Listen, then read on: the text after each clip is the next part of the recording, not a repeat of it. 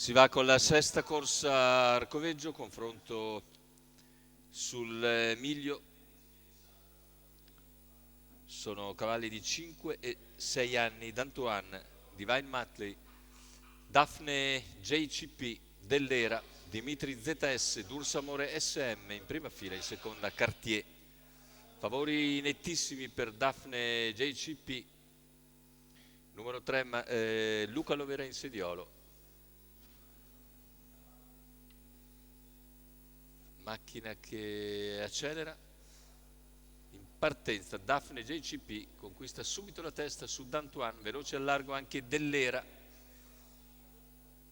che si profila a ridosso di Daphne cercando poi di sistemarsi in seconda posizione, lo fa in 100 metri appena abbondanti e così guadagna la scia della favorita Daphne JCP. In terza posizione c'è D'Antoine, poi gli altri più discosti.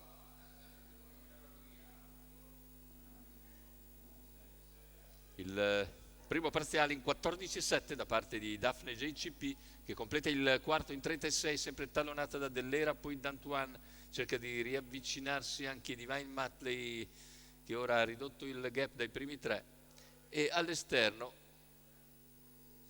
c'è la risalita veloce da parte di Dursamore SM. Dopo 600 metri di gara conduce quindi Daphne JCP, 46,7 il passaggio, e davanti alle tribune situazione che non cambia. All'esterno c'è sempre Dursamore SM seguito da Dimitri ZS in coda Cartier. Seconda posizione alla corda sempre per Dell'Era che precede D'Antoine, non cambia nulla neanche dopo 800 metri in 1 minuto 1 secondo e 5 decimi. Cavalli che si approssimano al chilometro, coperto in 1,16,5 da parte di Daphne JCP. Dell'Era sempre in seconda posizione, si impegna all'esterno Dursamore, alla corda c'è D'Antoine, 500 all'arrivo con la leader che accelera ancora e completa 3/4 di miglio in 1,31. All'esterno Dursamore sta superando Dell'Era che prova ancora a riproporsi all'interno, D'Antoine invece si ingamba all'esterno, gli altri più discosti. Completamento della curva conclusiva con Daphne JCP in evidenza. Daphne entra nettamente in testa in addirittura d'arrivo e la lotta è solo per il secondo posto. Vince nettamente Daphne JCP mentre Dursamore SM controlla fin sul palo ogni tentativo di D'Antoine che deve accontentarsi del terzo posto.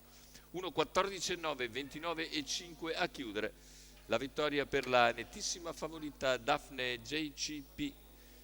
Prova di salute per l'allieva di Luca Lovera e di Marino Lovera per la scuderia Overdrive che vince da un capo all'altro come vuole.